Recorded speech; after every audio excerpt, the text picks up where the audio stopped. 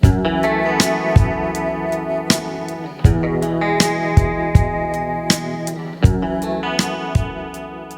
반갑습니다. 오늘은 허성영 목사님의 로마서 1장 13절에서 17절까지 말씀을 가지고 좀 깊은 이야기를 나눠볼까 합니다. 이미 믿음을 가진 우리에게도 왜 복음이 계속 필요할까? 이런 질문인데요. 어쩌면 너무 익숙해서 그 의미를 놓치고 있는 건 아닐까?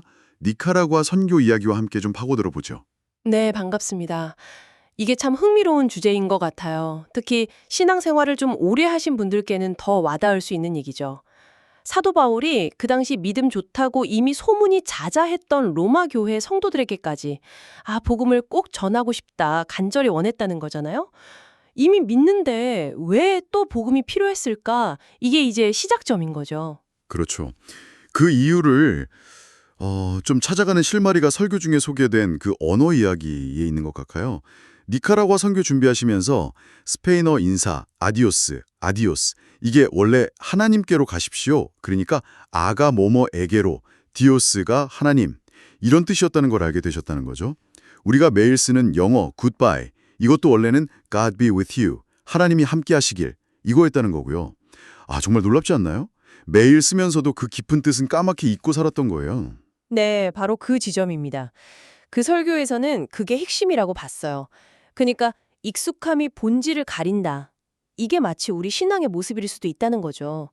매주 예배드리고 말씀 듣고 하는데 복음이 가진 그 본래의 어떤 강력한 능력 있잖아요. 그걸 잊은 채 그냥 습관적으로 종교인처럼 신앙생활을 할 수 있다는 거예요. 마치 니카라과 사람들이 아디오스의 참뜻을 모르고 그냥 인사하듯이 우리도 복음에 너무 익숙해져서 그 능력을 실제 삶에서 경험하지 못하고 있는 건 아닌지 한번 돌아보게 만드는 거죠. 그래서는 복음이 모든 믿는 자에게 구원을 주시는 하나님의 능력, 헬라어로는 두나미스라고 하잖아요. 설교자께서 니카라구아 선교 때 경험을 아주 생생하게 나눠주셨어요.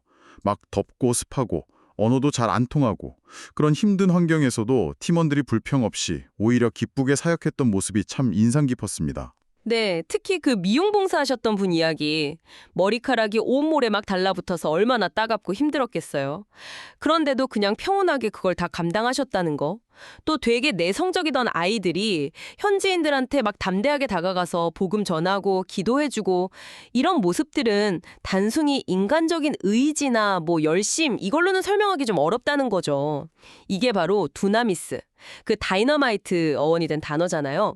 삶을 완전히 변화시키는 하나님의 폭발적인 힘이다. 이렇게 해석하는 겁니다. 중요한 건 이 능력을 경험할 때, 그럴 때 비로소 복음을 부끄러워하지 않게 된다는 거예요. 16절 말씀처럼요. 경험에서 오는 확신. 네. 근데 그 두나미스를 경험하는 것, 거기서 그치는 건 아닌 것 같아요. 사도 바로도 로마 교인들 가운데서 무슨 열매를 맺게 하려 함이라 이렇게 말하면서 복음을 전하고 싶어 했잖아요. 경험한 능력은 자연스럽게 어떤 열매로 이어지는 건가요? 네, 그렇다고 볼 수 있죠. 이 설교에서는 그 연결고리를 열정, 영어로 엔투지아즘, 이 단어의 어원에서 찾더라고요. 이게 엔테오스, 그러니까 하나님이 안에 계시다는 뜻이라는 거예요. 진짜 열정, 복음의 열매를 맺고자 하는 그런 뜨거운 마음은 내 안에 어떤 결심이나 의지가 아니라 내 안에 계신 하나님, 그분의 능력, 그 두나메스로부터 나온다는 거죠. 사도행전 보면 바울이 세상을 막 시끄럽게 하는 전염병 같은 자다 이런 소리까지 들었잖아요.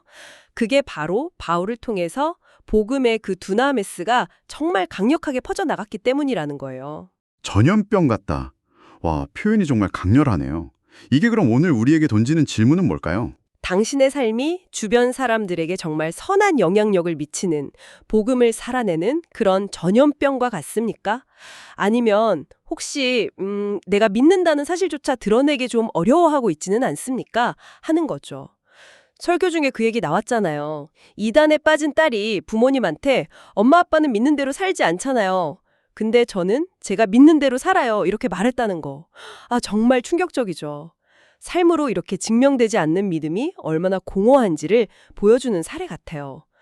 그래서 남들이 볼 때 좀 하나님께 미친 사람처럼 보일지라도 그 열정으로 복음의 열매를 맺기를 정말 간절히 원해야 한다. 이런 촉구가 담겨 있는 거죠. 그리고 모든 이야기가 로마서 1장 17절 오직 의인은 믿음으로 말미암아 살리라. 이 말씀으로 딱 모아지는 것 같네요.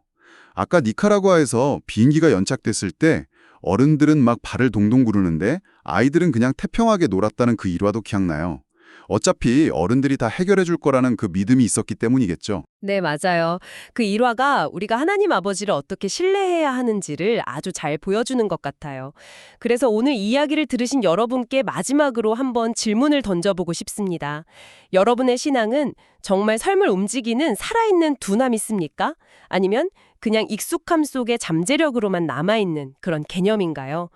오늘 하루 여러분의 삶 속에서 믿음으로 산다는 것이 구체적으로 어떤 행동, 어떤 태도로 나타날 수 있을지 한번 생각해 보시는 건 어떨까요?